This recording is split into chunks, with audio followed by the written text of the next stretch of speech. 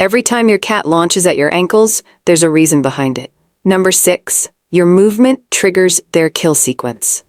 You walk across the living room, your cat's pupils blow wide, their body drops low, and before you even reach the hallway, they strike. That's not random. That's a hardwired hunting sequence.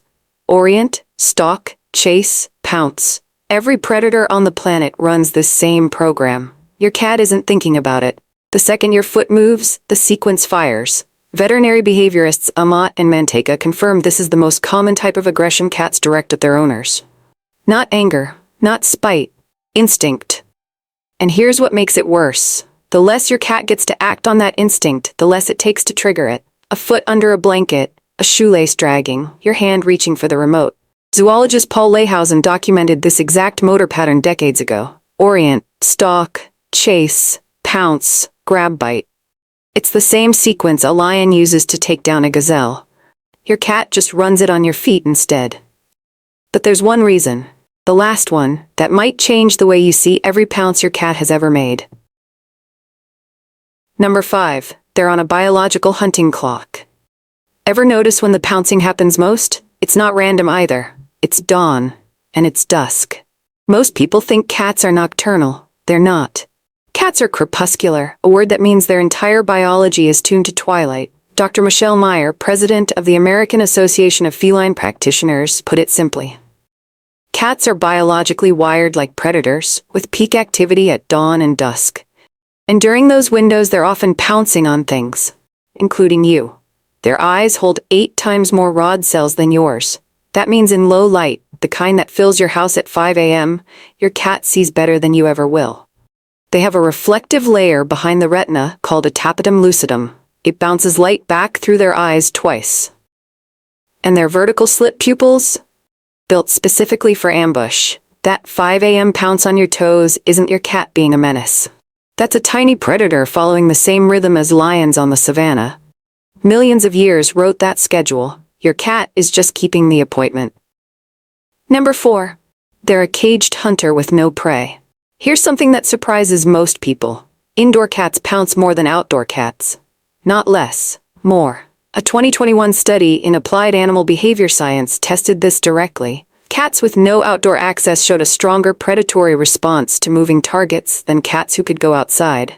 The ones who never hunt are the ones most desperate to. Think about that. A wild cat hunts 10 to 20 times a day. Your indoor cat? 0. Every day. 0. Cat behaviorist Pam Johnson-Bennett calls play a make-believe hunt, and she's right. That wand toy you drag across the floor? Your cat isn't just playing. They're completing a biological loop that's been screaming for release all day. And here's the number that should change your evening routine. Researchers at the University of Exeter found that just 5 to 10 minutes of daily play, mimicking a real hunt, reduced predatory behavior by 25%. 5 minutes. That's all it takes to give your cat what their body has been begging for. Number 3. You crossed their invisible touch limit. Picture this. You're on the couch. Your cat climbs into your lap. You start petting them. They're purring. Everything is perfect. And then they bite you. That's not your cat being ungrateful. That's your cat hitting a sensory wall. Every cat has an invisible threshold for touch. Cross it, and their nervous system flips from pleasure to overload. Jackson Galaxy calls it the line between enough and too much. Your cat was telling you it was coming. You just didn't hear it. The signs were there. Skin twitching along the back, tail flicking faster, ears rotating backward. A 2021 study published in the Journal of Applied Behavior Analysis ran formal experiments on this. They found cats learn that a quick bite or swat makes the petting stop. That's not aggression, that's communication. The belly and tail base are the most common trigger zones. If your cat rolls over and shows their stomach, that's not always an invitation. Sometimes it's a test. And if you reach for it and get grabbed, you just failed it. Number 2. They're chemically stamping you as mine. This one changes everything. When your cat pounces on you and makes contact with their paws, something invisible happens. They're marking you. Cats have scent glands tucked between their toes and across their paw pads.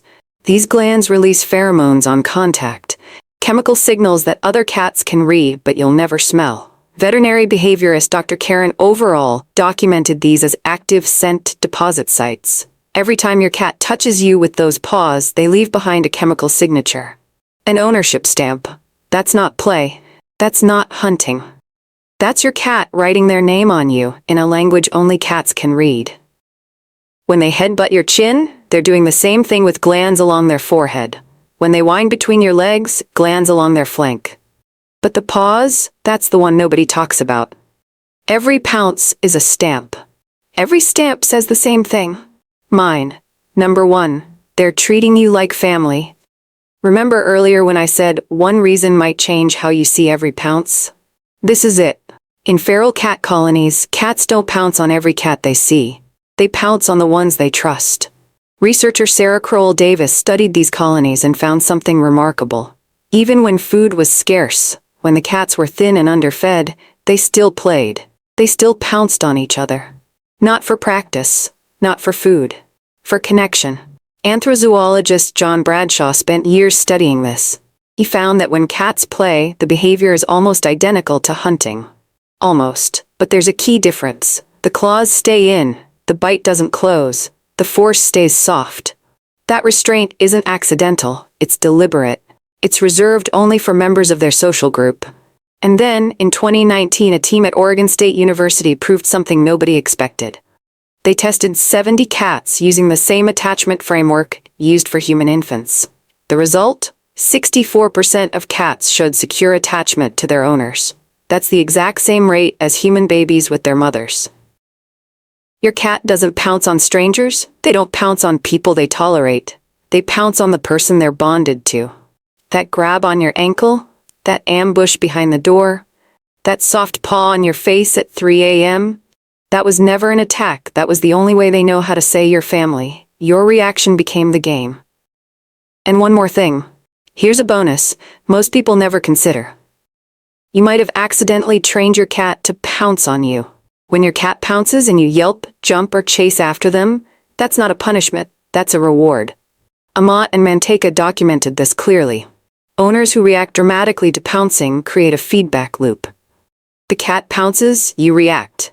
The cat thinks, that was incredible, let's do that again.